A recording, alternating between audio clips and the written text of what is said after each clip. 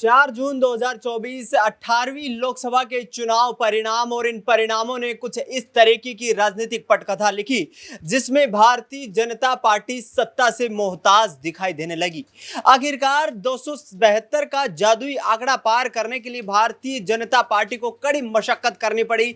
लिहाजा 292 लोकसभा सांसदों के समर्थन के साथ यहां पर एनडीए गठबंधन सरकार बनाने की तो जुगत में आ गया है, लेकिन क्या आगामी वक्त में होने वाले राज्यों के विधानसभा चुनाव पर इसका प्रभाव देखने को मिलेगा? आपको बता दें कि आगामी 3 महीने में 3 बड़े राज्यों में विधानसभा के चुनाव होने वाले हैं। इसमें हरियाणा प्रमुख रूप से है, इसके साथ साथ महाराष्ट्र, जो कि लोकसभा के आकलन के आधार पर देखा जाए तो दूसरा सबसे बड़ा राज्य है और वहां भी भारतीय जनता पार्टी को करारा झटका लगा है।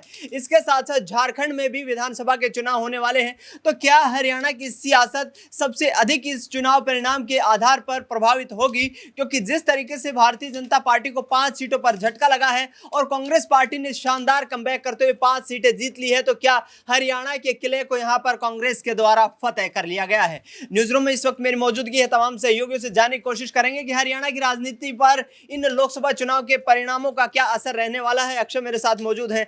अक्षय, क्या सोचते हैं लोकसभा चुनाव के नतीजे? हरियाणा में 5 सीटें कांग्रेस को, 5 बीजेपी को, लेकिन विधानसभा चुनाव में क्या परिस्थितियां बदलती नजर आ सकती हैं? देखिए दिनेश, 2004 में जब यूपी की सरकार बनी, उसके बाद 2009 में यूपीए का दूसरा कार्यकाल शुरू हुआ।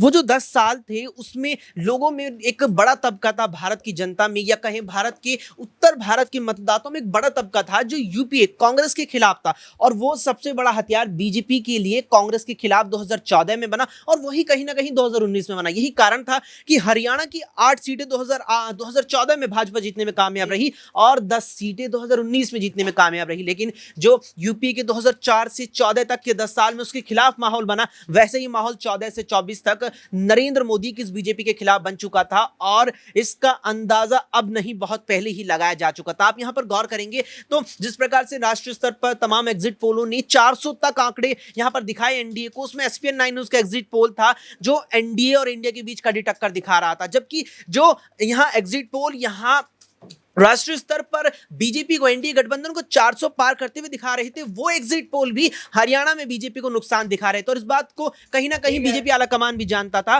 कि हरियाणा में नुकसान तय है और वो नुकसान यहां पर 4 जून को जगजाहिर हो भी गया। अब इनाम चुनावों को, हरियाणा में इस साल होने वाले विधानसभा चुनावों के सेमीफाइनल के तौर पर रोकना चाहूंगा। दीपेंद्र हुड्डा की करीब 3.5 लाखों की जीत, यहां पर क्या जो चुनावी समीकरण है उनको बिगाड़ने का नायब सिंह सैनी सरकार का काम करने वाली है? बिल्कुल। देखिए दिनेश, जब कभी भी एक नेता, एक उम्मीदवार किसी भी संसदीय क्षेत्र से इतने बड़े मार्जिन से जीतता है तो बाद में एक बात यहां जरूर कही जाती है कि वो नेता अगर प्रचार के दौरान प्रचार करने भी ना पहुंचता तो भी वो यहां पर जीत जाता। आपने दीपेंद्र हुड्डा की जीत का बात किया, रोहतक से वाकई में बड़े अंतर से उन्होंने जीत दर्ज की है। और अगर आप देखेंगे 24 के चुनावों में जो टॉप नेता रहे हैं, टॉप उम्मीदवार रहे हैं, किसी भी दल से सबसे ज्यादा मतों से जीत हासिल करने वाले, उसमें मुझे लगता है कहीं ना कहीं दीपेंद्र हुड्डा का नाम भी आएगा। और दीपेंद्र हुड्डा और यहां पर भाजपा प्रत्याशी के बीच जो तकरीबन 3.5 लाख वोटों का अंतर रहा, ये 3.5 लाख वोटों का अंतर नहीं है, ये अंतर है भाजपा और हरियाणा की जो सत्ता है उससे बीच की दूरी। ये बताता है कि इस साल जो यहां पर दिखने वाली है। बिल्कुल, हरियाणा में सत्ता से रुखसत होती हुई भारतीय जनता पार्टी नजर आ सकती है, क्योंकि नायब सिंह सैनी के पास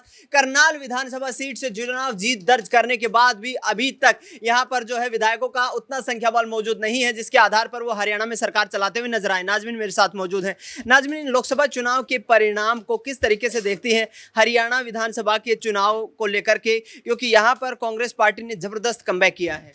देखिए, जहां 2019 में भारतीय जनता पार्टी 10 की 10 सीटें जीतती हुई नजर आई है और अब 2024 की बात करें तो 5 सीटों का घाटा यहां पर भारतीय जनता पार्टी को होता हुआ नजर आया है। यहां पर बात करें कि जो 5 सीटें कांग्रेस पार्टी के पाले में गई, ये दर्शाता है कि ना सिर्फ भारतीय जनता पार्टी का वजूद पूरे देश भर में, बल्कि हरियाणा में कांग्रेस पार्टी का वजूद अब के चुनाव में देखने को मिला है। क्योंकि कांग्रेस पार्टी ने प्रदर्शन 2019 के मुकाबले में देश भर में किया, तो वहीं हरियाणा में भी प्रदर्शन अच्छा करते हुए नजर आए। भूपेंद्र सिंह हुड्डा ने दावा किया कि जनता ने जो चुनकर यहाँ पर नतीजे निकाले हैं, जो कहीं ना कहीं नतीजे सामने आए जनता के बलबूते पर, ये दर्शाता है कि सिर्फ बातें करने से यहाँ पर आप चुनाव नहीं जीत पाएंगे। ज़मीन से जब तक आप जुड़ नहीं जाते हैं या जब तक आप काम नहीं करेंगे, जब तक आप सिर्फ 400 पार का नारा देते रहिए, वो 400 पार आप कभी नहीं कर पाएंगे। तो वही भारतीय जनता पार्टी का अस्तित्व देखने को मिला कि जहाँ 293 सीटों पर सिमटती हुई जहाँ एनडीए नजर आई। रोकना चाहूंगा यहाँ पर दुष्यंत चौटाला, जो कि 2 सीटों की मांग करते हुए नजर आए है,